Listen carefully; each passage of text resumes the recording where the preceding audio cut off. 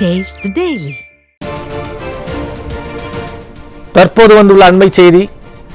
வெத்தலை இருக்கிறதா என்று கேட்டால் பித்தளை இருக்கிறது என்று கூறுவது போல் பிரச்சனைகளை திசை திருப்பும் வகையில் RS பாரதி உளறி கொட்டி வருகிறார் என முன்னாள் அமைச்சர் ஜெயக்குமார் குற்றம் சாட்டியுள்ளார். இது குறித்து விரிவான தகவலை நமது தலைமை செய்தியாளர் ஜெயக்குமார் வழங்க கேட்கலாம். வணக்கம் ஜெயக்குமார், விவரங்கள் என பதிவு செய்யுங்க. வணக்கம் அரண். வெத்தலை இருக்கிறது என்றால் பித்தளை இருக்கிறது என்று சொல்லக்கூடிய நிலையில் சட்டம் ஒழுங்கு சீர்குலைவு என்ன என்றால் என்னவென்றே தெரியாமல் RS பாரதி முதலில் திமுகவினுடைய தலைமை பாடம் எடுக்க வலியுறுத்துவதாக அனைத்து இந்திய அண்ணா திராவிட முன்னேற்ற கழகத்துடைய முன்னாள் அமைச்சர் ஜெயக்குமார் வெளியிட்டிருக்கக்கூடிய அறிக்கையில் தெரிவித்திருக்கிறார். அவர் வெளியிட்டிருக்கக்கூடிய அறிக்கையில் எதுகை மோனையில் ஏகடியும் பேசும் போகாத ஊருக்கு வழி சொல்வதையுமே தொழிலாக கொண்டு செயல்படுவது 42 மாத கால திராவிட முன்னேற்ற கழக ஆட்சியாளர்களுடைய வாடிக்கை ஆகிவிட்டது என்று குற்றம் சாட்டியிருக்கிறார்.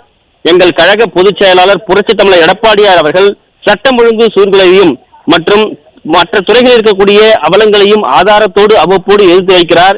இந்த குற்றச்சாட்டுகளுக்கு பொறுப்பாக பதிலளிக்க முடியாத மு.க. ஸ்டாலின் அதனை விடுத்து ஆலந்தூர் பாரதி போன்ற சில் வண்டுகளை விட்டு ரீங்காரமிட வைக்கிறார் என்று குறிப்பிட்டிருக்கிறார்.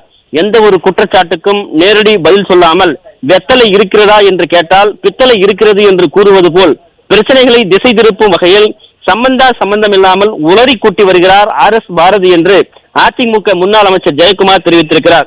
எந்த கொலை குற்ற செயல்கள் நடந்தாலும் அது தனிப்பட்ட பகை காரணமாக நடந்தது என்று விடியா திமுக ஆட்சியாளர்கள் சப்பை கட்டுவதையும் மக்கள் கொதிப்படைய செய்துள்ளது என்று தெரிவித்திருக்கிறார்.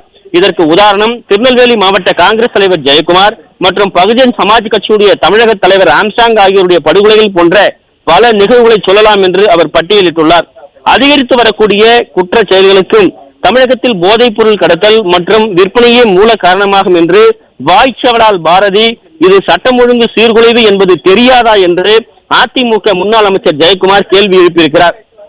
சென்னை உயர்நீதிமன்றம் கள்ளக்குறிச்சி கள்ளச்சாராய மரணங்கள் குறித்து விசாரணை செய்வதற்காக CBIக்கு உத்தரவு பிறப்பித்துள்ளதையும் எங்கள் கழக பொதுச் செயலாளர் மீது நெடுஞ்சாலைத்துறை பற்றிய பொய் வழக்குகள் மாற்றம் பற்றியும் எந்தவித புரிதலும் இல்லாமல் குறிப்பிட்டிருக்கிறார் என்று தெளிவுபடுத்தியுள்ளார்.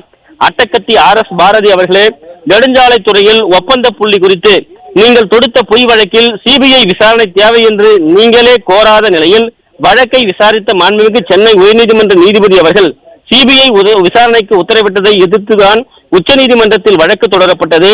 வழக்கு விசாரணையின் போது வழக்கு கொடுத்த நீங்களே உங்கள் வழக்கை திரும்ப பெற்றுக் கொள்வதாக தெரிவித்ததை உயர்நீதிமன்றமும் ஏற்கவில்லை என்ற உண்மையை நீங்கள் வசதியாக மறந்துவிட்டீர்கள் என்று தெரிவித்திருக்கிறார்.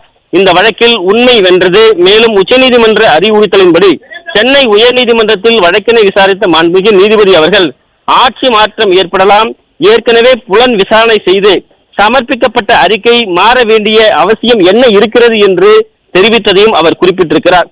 இவ்வழக்கில் RS பாரதி குற்றச்சாட்டுக்கு எந்தவித முகாந்திரமும் இல்லை என்று வழக்கை தள்ளுபடி செய்ததையும் வாய்தா பாரதி வசதியாக மறந்துவிட்டார் போலும் என்றும் தெரிவித்திருக்கிறார். ஆனால் கள்ளக்குறிச்சி கள்ளசாராய வழக்கை CBI விசாரணைக்கு கோரியது அனைத்திந்திய அண்ணா திராவிட முன்னேற்ற கழகம் என்றும் அதன் அடிப்படையில் உத்தரவு பிறப்பிக்கப்பட்டு வெற்றி பெற்றோம் என்றும் எனவேதான் அண்ணன் எடப்பாடியார் மாநில அரசு மேல்முறையீடு செய்யக்கூடாது என்று வலியுறுத்தினார் என்றும் தெளிவுபடுத்தியுள்ளார்.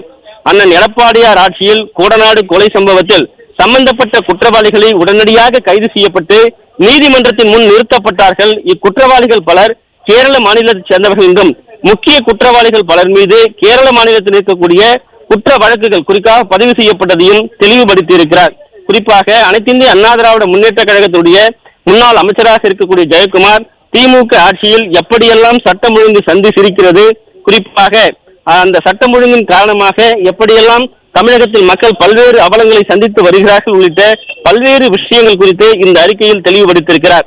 அட்டக்கத்தி RS பாரதி இவற்றையெல்லாம் தெரிந்து கொண்டு பேச வேண்டும் என்றும் அவர் தெரிவித்திருக்கிறார். குறிப்பாக அண்ணன் எடப்பாடியார் ஆட்சியில் எப்படியெல்லாம் தமிழகத்தில் இருக்கக்கூடிய வழக்குகளை அவர்கள் காரணம் காட்டி தொடுந்ததாக என்பதையும் அவர் தெளிவுபடுத்தியிருக்கிறார். முக்கிய குற்றவாளிகள் பலர் கேரள மாநிலத்தில் குற்ற வழக்கில் பதிவு செய்யப்பட்டது. அப்படிப்பட்டவர்களுக்கு திமுகவினர் ஆஜராகி ஜாமீன் பெற்று தந்ததையும் அவர் குறிப்பிட்டிருக்கிறார்.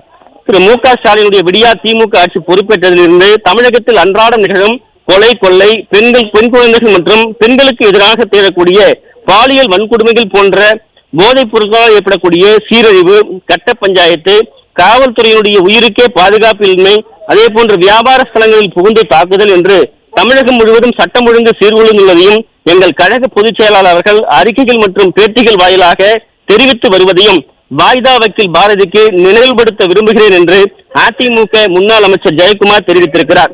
ஆட்சியாளர்கள் யாராக இருந்தாலும், எத்தனை தகுதி திறமைகள் இருந்தாலும், அல்லது அதிர்ஷ்டம் வந்தால், பதவிக்கு வந்தால், அடி முட்டாளாக இருந்தாலும் மனித நேயத்தோடு ஆட்சி சக்கரத்தை சுழற்ற வேண்டும். தங்களுடைய சுயநலத்திற்காகவும் சுய லாபத்திற்காகவும் மனித தன்மையை மறந்துவிட்டு மக்கள் விரோத செயல்களில் ஈடுபட்டால் அறம் அவர்களை அதலபாலத்தில் தள்ளிவிடும் என்று அதிமுக முன்னாள் அமைச்சர் ஜெயக்குமார் தெரிவித்திருக்கிறார். மேலை நாட்டு அறிஞர் ஒருவருடைய அறிவுரையை தான் என்ற அகந்தையுடன் செயல்பட்டு அழிவு பாதையை நோக்கி விரைந்து செல்லும் பொம்மை முதலமைச்சர் திரு மு.க. ஸ்டாலினுக்கும் அவரது தாளத்திற்கு ஏற்ப அவசரம் வாசிக்கும் திரு ஆர்.எஸ். பாரதிக்கும் எச்சரிக்கையாக தெரிவித்துக் கொள்கிறேன் என்று அனைத்திந்திய அண்ணா திராவிட முன்னேற்ற கழகத்துடைய முன்னாள் அமைச்சரும் கழக அமைப்பு செயலாளருமான ஜெயக்குமார் அவர் விடுத்திருக்கக்கூடிய கண்டன அறிக்கையில் தெரிவித்திருப்பது குறிப்பிடத்தக்கது. விவரங்களுக்கு நன்றி ஜெயக்குமார்.